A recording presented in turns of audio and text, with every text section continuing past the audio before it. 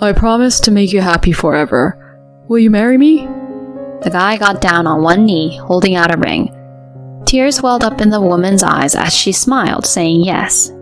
Anyone watching might think it was a sweet moment, but I knew who that guy really was, and this wasn't a happy scene for me. Congrats! Can I chat with you for a sec? I chimed in, and his face drained of color instantly. Just a heads up, things are about to get interesting. My name's Iris. I'm 37 and snap wedding photos for a bridal services company. It's all about catching those perfect moments when couples, families, and friends are celebrating the big day. I've been into photography since I was little and always imagined doing something related to it for a living. I learned about wedding photography at a wedding during high school and was hooked. The idea of capturing those important couple moments was so satisfying. Around then, a friend introduced me to Sean. He was a corporate guy who was into photography too. We clicked, and as we got closer, things just felt right. About a year in, we decided to get engaged. For my 25th birthday, he gave me a bunch of roses and popped the question. I vow to make you happy. Please, marry me. Yes. I was over the moon. We started planning the wedding, and both our families were super excited. Being the new addition to Sean's family, especially since there were mostly guys and all the women were already married, was pretty cool. Sean's mom, Lauren, was a gem. She treated me like her own, and we got super close, even spending weekends shopping and hanging out. Things with them were awesome until our daughter, Maria, came into the picture. After she arrived, something shifted with Sean. We both had jobs, and we'd always split the household tasks. He'd never had an issue with our setup before, but then our daughter came along, and boy, did that change things. Even when I was tackling the house chores, she'd need my attention. By the time I wrapped up tasks after she was asleep, it'd be super late, throwing me off for work the next day. It felt like I was juggling work, chores, and baby duty nonstop. And Sean? He'd just shrug and say, Isn't childcare supposed to be a mom thing?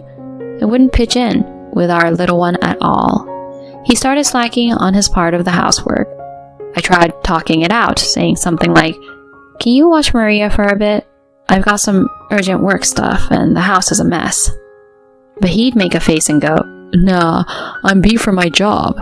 Just multitask with Maria. Isn't it a mom's job to look after the kid? Step up your game. I fired back. I'm doing the best I can.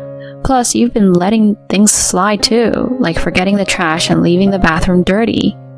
He snapped. You always pull the kid card to get out of chores. You've been doing the bare minimum, like getting takeout and cutting corners on cleaning. Come on. Kids have to be the priority. If Maria got sick, I'd have to ask for time off, and that might tick off my coworkers. But quitting wasn't an option. We needed the paycheck. So work came before house chores. I just wished he'd step up with Maria. Never imagined he'd pull this after we had a baby. But with him checking out, I was on my own. The idea of splitting up did cross my mind with all the stress, but thinking of Maria, I just couldn't go there. One day, I just couldn't take it anymore and passed out right at our front door. When I woke up, I was back in bed with Lauren, my mother-in-law, looking super worried.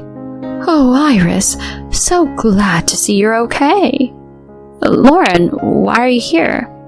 I tried calling, but when I couldn't get through, I came over. Found you right at the door. Scared the life out of me. She let me know she'd been looking after our daughter since I blacked out. Tears streamed down my face as I spilled everything about Sean's lack of help with our daughter and around the house. She was livid, calling up her husband. In no time, my father-in-law Mike showed up, apologizing for Sean's actions. When Sean got home, boy, did he get an earful from both of them. I'd never seen them so fired up. Sean just sat there looking like a deer in headlights. After that intervention, he really stepped up with helping around the house and with our daughter. My health improved, and I couldn't be more grateful to my in-laws for stepping in. Things were looking up for our marriage, or so I thought.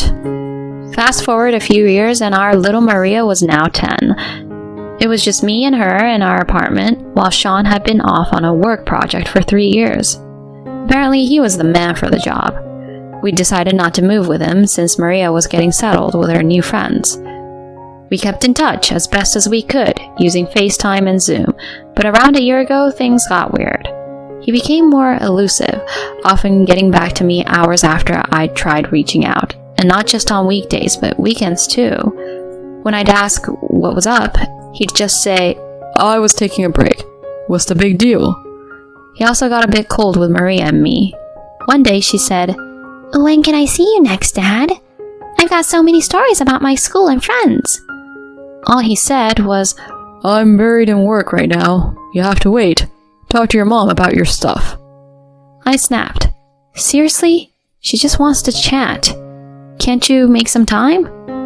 I told you I'm snowed under. I've got no time for a chit-chat. Let's not go over this again. Clearly he wasn't into it. Even being miles away, he had always sent gifts for Maria's birthdays and holidays.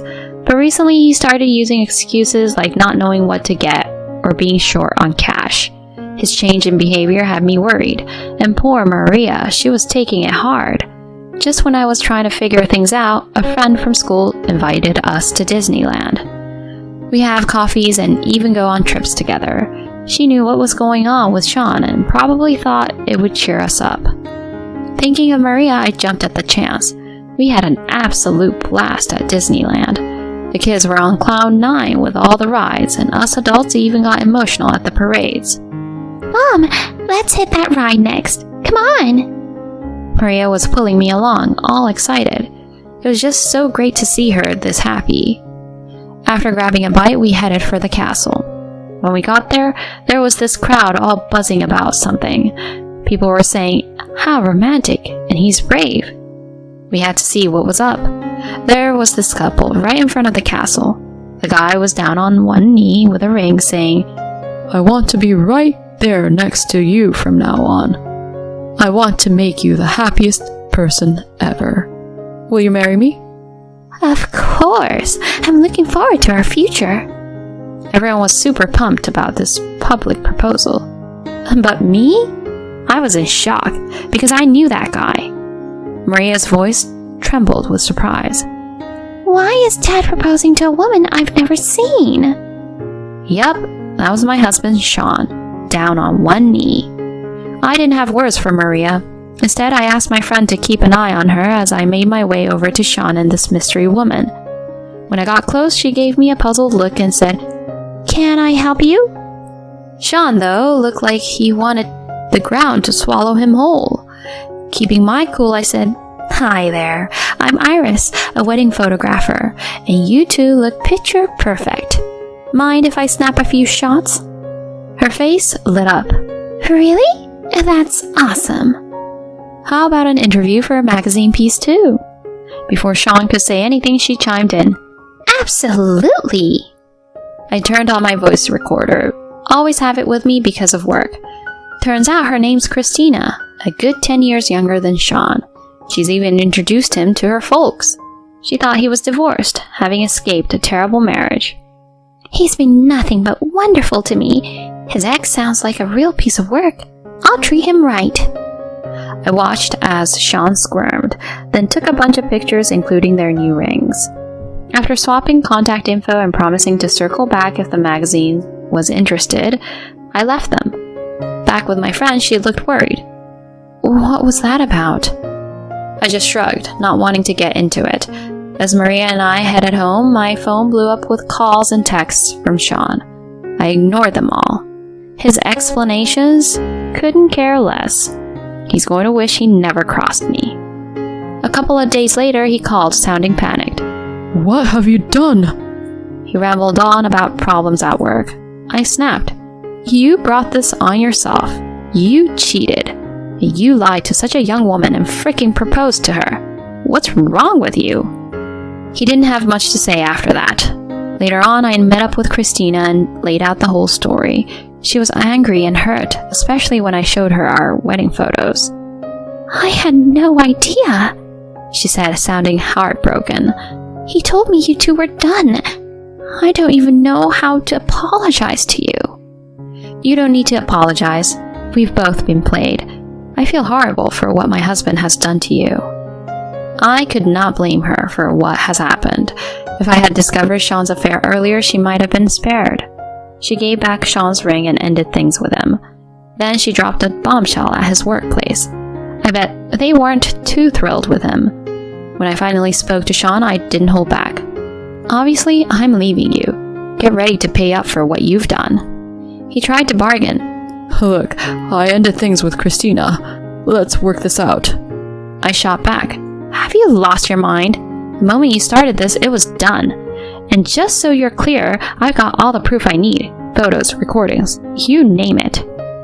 Christina even offered to compensate me, but she's not the one to blame here, so I turned her down. Christina handed over their text messages and photos as evidence instead of a financial settlement. Just so you know, I've shown everyone the evidence of your affair. Both our families know, and trust me, they're livid. Sean, sounding desperate, said, Look, I'm truly sorry. Being on my own made me do stupid things. But a divorce? Think about Maria. It's gonna be rough for her with just one parent. I couldn't believe he'd go as far as proposing to someone else while we were still married, and then use our daughter to try and make things right. I fired back.